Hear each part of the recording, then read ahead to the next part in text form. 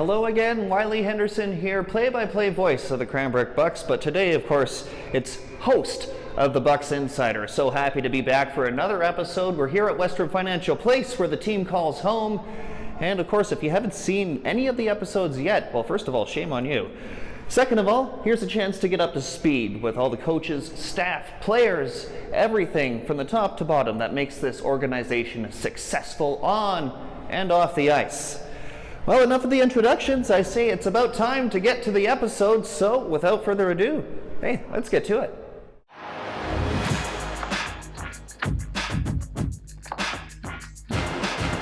Fans, it's not always about the players. This time we're talking about staff a little bit. I am joined by JJ Johnson, the trainer for the Cranbrook Bucks. JJ, thank you for taking the time today.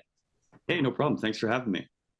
So, Triple J, talking about your journey to the Cranbrook Bucks, your first year with the team, coming out of Barrie, Ontario. Just take us through your, journey to Cranbrook. Yeah, for sure. As you mentioned, I'm originally from Barrie, Ontario. I was actually in North Bay, Ontario for the last 7 years before I came here. I was a member, or I was the trainer for the Powassan Voodoos in the Northern Ontario Junior Hockey League for the last 6 years. I was fortunate enough to spend one of those years full-time with the North Bay Battalion in the OHL. And I was doing all that while I was going to university. I got my undergrad at Nipissing in North Bay, and then I did my master's in kinesiology there as well. So graduated with my master's in 2021, and the rest is sort of history. And I guess just your connection to hockey. Obviously, you're one of the better trainers in the BCHL. What drew you to hockey specifically, or is it an all sports kind of thing for you? Well, thank you for the compliment. That's very kind of you. I actually, it's a funny story. I actually became a hockey trainer by mistake. And people kind of always give me a funny look whenever I tell them that. But I was studying at Georgian College in Barrie before I went to university. I was studying fitness and health promotion, and it was a 2-year diploma. And between first and second year, I got my personal trainer license.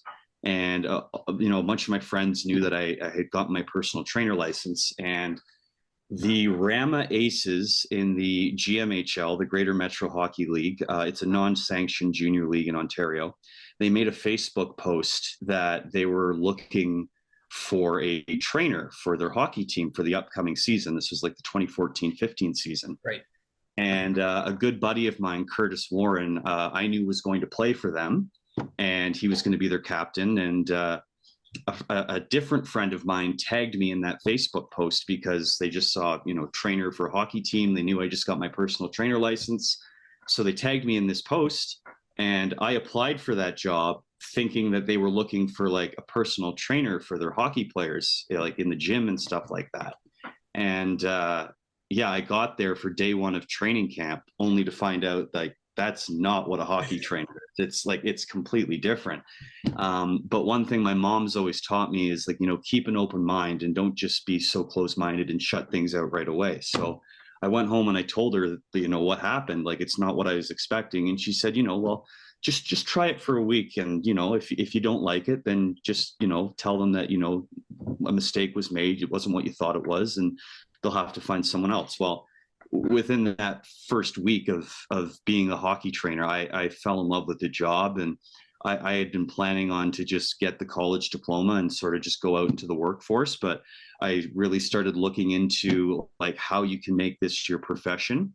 And here we are 9 years later, and I've got my undergrad degree and my master's as well. And I'm working for, one of the best franchises in the BCHL. So it's been quite the journey, but I'm very blessed and fortunate to be here. And one of the things I'd like to ask some of the new players, or in this case, new staff to Cranbrook, have you been out here before? And what was kind of the culture shock like for you, getting to the Rockies and all that? Yeah, well, the mountain views and everything are certainly nice. I had only been to British Columbia once or twice before. The most memorable was in December of 2019. I was fortunate enough to be selected to be one of the trainers for Team Canada East at the World Junior A Challenge, and it was held up in Dawson Creek, British Columbia. And it's really cold up there, especially in December. But that was by far the greatest hockey experience I've ever had. Lost an absolute heartbreaking game in double overtime in the gold medal game to Team Russia. So we walked away with a silver medal, but we had Devin Levi that tournament. That might be a name that some people recognize. He played for Team Canada at the World Juniors the following year, Right. And he's doing really well in the NCAA right now. And I was also fortunate that the other goalie for that team was Owen Say, who was my goalie in Powassan that year. And he actually went on to play for the Salmon Arm Silverbacks in the BCH for a couple of years. Yeah, so he's a really good goalie too. He's at Mercyhurst, and he's like a brother to me. For the last 3 years, I've gone to his place for his birthday, and I talk to him regularly. So I know that's kind of far-fetched from or far-winded from what you asked me, but yeah, yes, I've been to BC once or twice before, just not to the Cranbrook area. And how are you liking it out here? You've obviously fit in quite well with the team. How's it been going for you these first few months?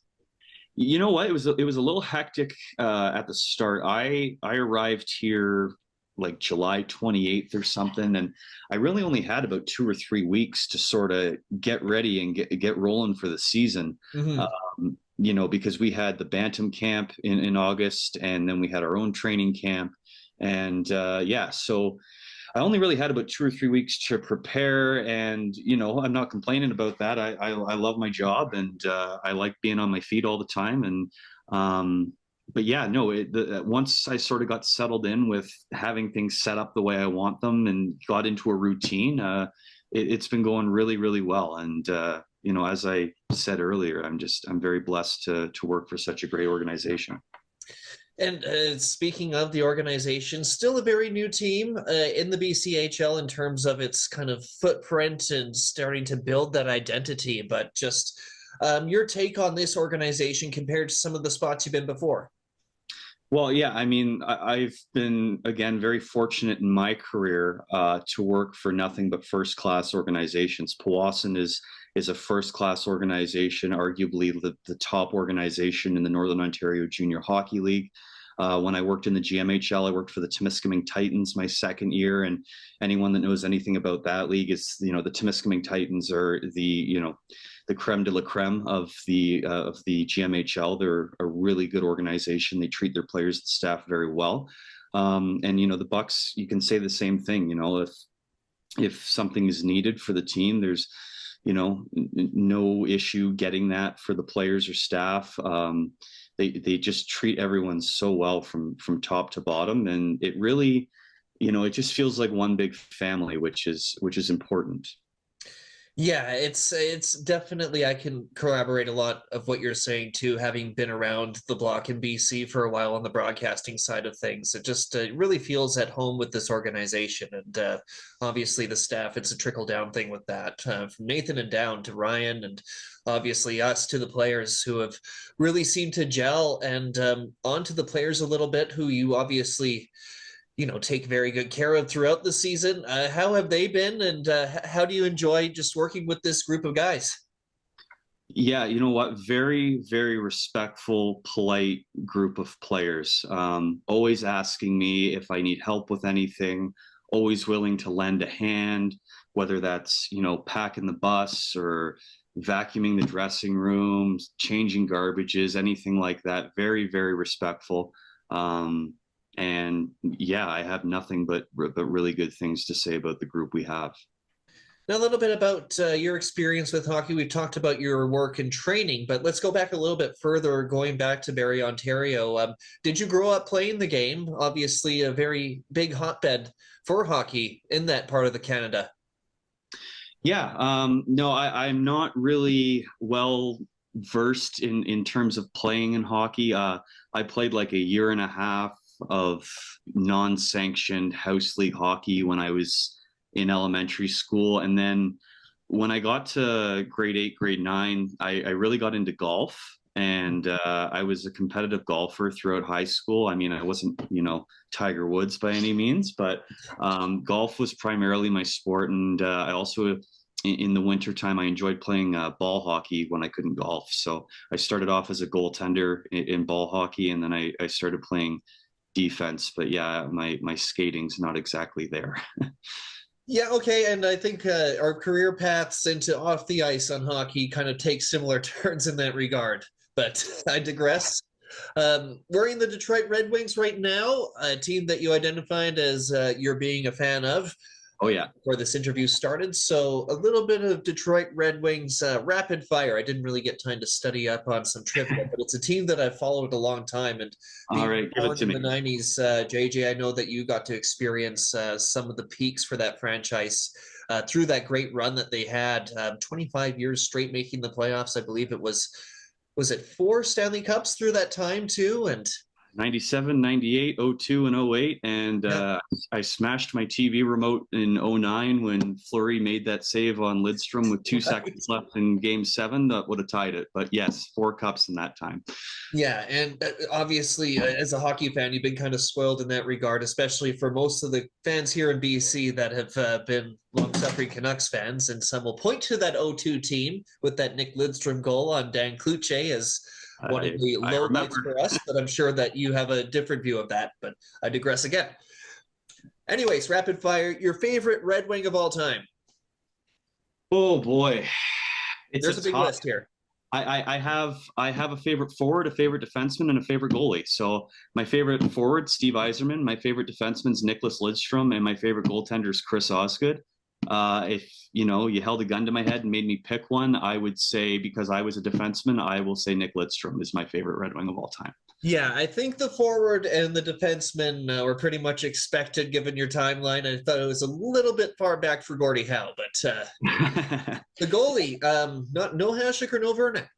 No, I like them too, but Chris Osgood, I just for some reason, I really like him. I remember in 08 when we won the cup against Pittsburgh, we started Hasek in the playoffs that year, and we went up 2-0 in Nashville. And then Nashville tied the series in Nashville, and then Mike Babcock put Osgood in for Game 5, he put him in for Game 5 in Detroit, and it just turned the whole thing around, and we won the Stanley Cup. And I always like how in a modern era he still wore that old school goalie kind of mask, and I just really liked his playing style. And Chris Osgood. You know what? He's probably one of the more underrated goalies, that has won multiple cups, I would think too. When you just look at his resume, I mean, sure, he had a great team in front of him, but it starts from the crease and out. Bucks are a good example of that with Nathan Airy, who's, a little bit different in the workload, I would say. Maybe a bit more important to his team is Airy than Osgood. But move on from there. Favorite memory as a Red Wings fan? And again, I'm sure this one's a loaded question too. Yeah, winning the cup in 08, I remember Game 5 in Detroit went to triple overtime. Detroit was winning 3-2, and Pittsburgh tied it with like 20 seconds left. And to tie it and send it to overtime, we were that close to winning the cup because we were up 3-1. And I remember getting up the next day all disappointed. And my stepmom says to me, she goes, I'm kind of glad Detroit didn't win in triple overtime last night, because I really didn't need to be woken up by you hooting and hollering at 2:30 in the morning. But Game 6, the Game 6 is in Pittsburgh, and Detroit won the cup there. And I just remember being, over the moon, because, all my friends at school were bugging me about the fact that I wasn't cheering for Sidney Crosby and the Penguins. And, I got to go to school the next day and rub it in their face that Detroit won. But then a year later, they got to do the same thing to me. So your favorite edition, this can be maybe an entire playoff series of the Red Wings versus Avalanche battle of the 90s.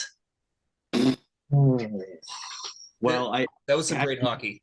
Yeah, it was. And I think really for a stretch there from like 95 to 98 or 99, basically it was whoever won out of the Detroit-Colorado series was going to go to the Stanley Cup final. Yeah.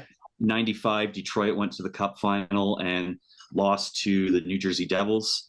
and they had to get through Colorado that year, I'm pretty sure. In 96, Detroit won like 62 regular season games and then Record lost at to the time, Colorado. Yeah, that's the most regular season games ever won by a team in NHL history. Yeah. But then lost in 6 games to Colorado in like the second round.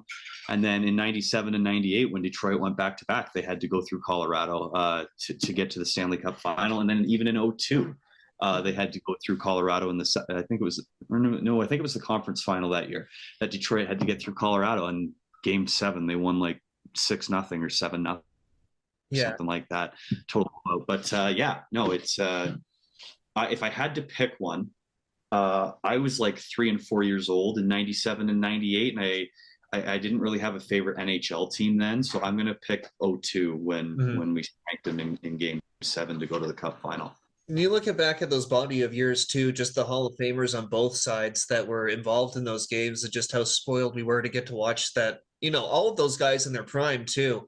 Really, it's crazy to look back on and just think of those all-star teams kind of butting heads year after year after year. Oh yeah, we were spoiled back then. I mean, we've got good hockey now in the NHL, but there's nothing like, old school hockey back in the day. Yeah. No, it was something to behold, definitely. Looking back too on that stretch of playoff runs that they had, there were some shorter ones that were a bit more disappointing. You think of some of the sweep versus LA. I think that was 2003. And then just some of the shorter runs, between the Cup years. What would you say was kind of the more, an addition of the Red Wings that you thought didn't get as far as they should have? Well, 03, they were swept by Anaheim. Right. Ironically, Mike Babcock coached Anaheim that year, and they went to the Cup final and lost to Jersey in game 7. And then Mike Babcock came and became the Red Wings coach. In terms of disappointments, the year before we won the Cup in 08, we went to the Western Conference final against Anaheim and lost to Anaheim in 6 games. And, I thought that was sort of a series we should have had, but it was Anaheim's time to win the Cup. 2000 and I forget what year it was. It was either 2010 or 2011. It was like a year or two after we lost to Pittsburgh in the final. We were down 3-0 to San Jose, and we forced game 7 and lost in game 7. And I was disappointed that year because I didn't think San Jose was all that strong. But the most disappointed I've been, and I wasn't disappointed in the Red Wings, I was just disappointed with the outcome. What was 09 when we blew game 7 to Pittsburgh. So yeah, I know as a Canucks fan that losing in game 7 of the Stanley Cup Finals can hurt, especially when it's done on your birthday. I remember watching that game, but I obviously didn't know you at the time. But the 94 one was my birthday, my 10th birthday. Oh, I thought you were talking about 2011. Okay. No, 2011 was the day after my birthday, and I knew well enough to stay home and watch it from home because after the 2010 or the 94 one, a 10-year-old on their birthday watching their team lose, you're going to cry a little bit. You're going to be pretty shattered. Dad says, well, you know what? They had a great season, probably a big celebration downtown like there was after game 6. And ended up being the first Stanley Cup riot. And as a grade 4 student, I got to go tell my classmates the next day about walking past a fight and getting pepper sprayed. So, oh, geez. Yeah, so I knew well enough in 2011, stay home for this one. All right, we'll get back to the Bucks a little bit. Master of the puck stack, pre-game puck stack. You've had some very interesting designs out there. Just tell me the inspiration behind some of those, and we're starting to see more and more trainers go this way. Well, a couple of them I've sort of just made up on my own as I've gone. I won't lie, a few of them I've copied from other trainer and equipment managers that I've sort of seen on social media.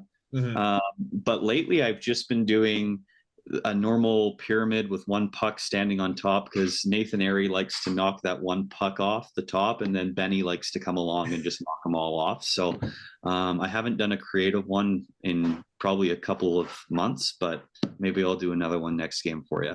That was going to be kind of my question too. Does it sink a little bit too when you see Benny just wipe them away after all that work? No, not at all. Because they're going to come down. Yeah, exactly. It's similar to the dressing room on game days. Like whether we're on the road or at home, like I take probably an hour and a half to meticulously set up all the jerseys and make it look really, really nice. And then like 7 seconds after the players have arrived, it's like a war zone. So I mean, at least it looked good for 7 seconds. Yeah, and you always make sure to get the picture of what it did too, which I appreciate. Some of Yeah. those great social media posts, especially from the road too, get to really see how spoiled the Bucks are with their digs in Cranbrook compared to some of the other rinks that they have to go to. So, Well, we've got a great room, that's for sure. yeah, it's always good to see your work at work, definitely. All right, JJ, and we'll start to wind down a little bit. We got a big playoff run coming through. Just as a trainer, kind of some of the advice that you like to give to the team to kind of, stay away from the injury bug, which tends to nip at this time of the year, and just to stay healthy after, giving close to 50 games already through a season and then more to come in the playoffs. Sure. Well, I mean, I think the main thing is the guys have got to be, treating themselves properly and, like a pro, eating right, sleeping right, training right, making sure that they're doing a good cool down, keeping their head up out there, especially during the last 10 games of the season. I mean, usually around this time, you're not really fighting for a position in the standings. Sometimes you are. But where we are, I don't think we can catch first place, and I don't think third is going to catch us. I could be wrong about that, but really it's just about not making dumb decisions. Like, the coaches this time of year probably want their players to make smart decisions so they don't get suspended going into the playoffs. As a trainer, I want my players to make smart decisions so they're not getting hurt going into the playoffs. So no fighting. Don't be doing anything stupid out there. Keep your head up. And let's just be 100% healthy for when we make our playoff push. All right, and with that, I'll start to cut the tape here. Obviously, a big run coming up for the Bucks. A big part of that being kept in shape by pound for pound. I would say the best trainer in the BCHL. I've seen train many trainers already this season, JJ, and look forward to taking this run down with you as the season goes, and hopefully more to come. Well, thanks, Wiley. It's very kind of you. And I'm looking forward to a long playoff run. I think we've got a really good team that can go a long way this year. So fingers crossed for that. And go Bucks, go. Definitely. There's JJ Johnson, Cranbrook Bucks trainer.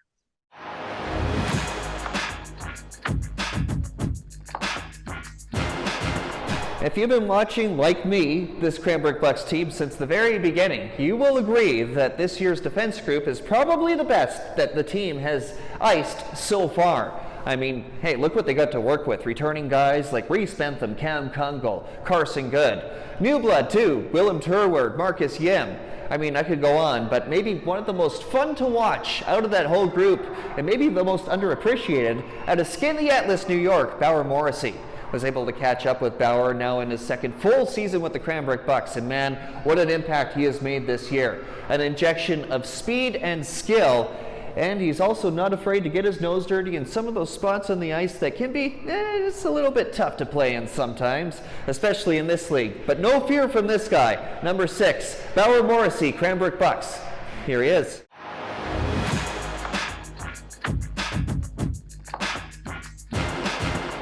I'm here with Bauer Morrissey, a now veteran defenseman with the Cranbrook Bucks, back for another year and hopefully another long playoff run here in 2023 already. This season's going by quick, but glad to finally get you on, Bauer. How you doing? Good. How are you? Pretty good, pretty good. It's been a little bit of a downtime between games. Just got a hot spring weekend while you guys were out in Merritt and Chilliwack, so I'm all relaxed. How are you coming back from that one? I know it was a bit tough result-wise. Pretty tired. It's not easy playing in Merritt's small rink, and then playing in a packed house in Chilliwack was an experience. They're a good hockey team. I think we should have won that game, but they came back, fought for the win. So you mentioned it there though, 5,000 plus fans. What was that like? Oh, it was unreal. I thought we were back in our house in playoffs. That's what it felt like. Just tons of fans, lots of yelling and screaming. So it was really cool. Yeah, a bit of a change from your visits in the showcase, I guess. Yeah, no, it's just all scouts there, but it was nice to have some fans in there. Well, Bauer, obviously we're here to talk a little bit, not so much about the Bucks lately, but more you and your journey to the Bucks. So from Virginia to upstate New York to Cranbrook, a lot to cover there. But just, I guess, tell us a little bit about your roots.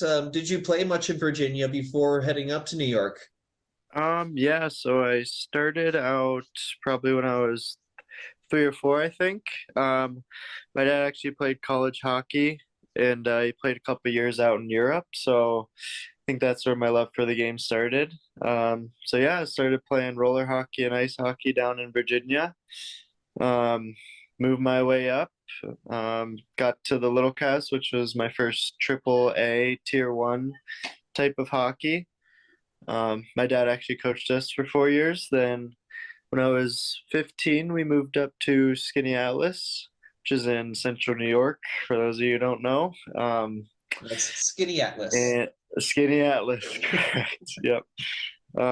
Yep, moved there, played 1 year of double A, 16U, and then I moved up to triple A, 16U.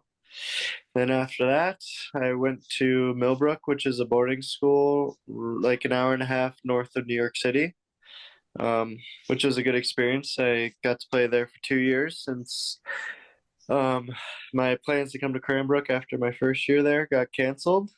So I decided to go back, do some more school, play some hockey, and yeah, now I ended up in Cranbrook. Now, obviously, kind of the Rochester, Skinny Atlas area. Ryan Donald's done a lot of recruitment out that way. Did you meet him when he was out there, kind of finishing up with Yale, or like how did that kind of come about? No, I actually never met Ryan, but he told me he found me when I was playing for the 16U Rochester Coalition. Saw me at a tournament when he was coaching at Yale, and I guess he just kept with me and kept watching, and eventually ended up wanting me for his hockey team. So, going to the Bucks now, just a little bit about your experience, just kind of landing in Cranbrook. I guess what I kind of like to ask the guys is about the culture shock. Obviously, quite different with the mountains and all that than what you're seeing out in central New York and those kinds of places. But what was it like coming here for the first time and kind of getting your feet wet? It was a change for sure. I mean, New York, it's cold, but here it's a different type of cold, I feel like. I've heard It's that. cold for 8 months of the year. There's no real fall or spring, really, it doesn't seem. So, yeah, no, it's different, but it's amazing looking out your window and seeing those mountains every morning and getting to go to the rink and see them. And yeah, no, I love it here. I'm very happy with how it ended up. A little bit about your game too. You've really kind of established yourself, especially this season, as a guy that can kind of handle the puck, get out of some tight situations, throw in a spinorama or two while you're doing it. Just talk about the progression, I think, of your skill game, which has really shined through this year. Yeah, I think it just comes with confidence. Last year, at the beginning, it was kind of a struggle getting my feet wet and trying to find my way through junior hockey. But once I found some confidence and learned that I can do some things out there, kind of just kept progressing. And yeah, this year now, if the more ice time I'm getting and the more opportunity I'm getting, I try and showcase some of my skill out there when I can. Make sure the time is right, though. I don't want to do it too much. Is Bauer Morrissey, Cranbrook Bucks. Thank you for your time, Wiley.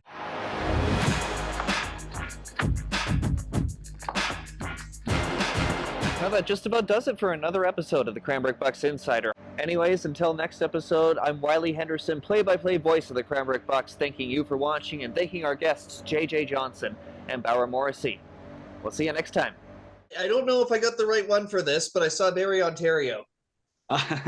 I'm actually a Detroit Red Wings fan, but I appreciate the effort. Be right back. All right. Oh, you're serious? You actually have a Red Wings jersey?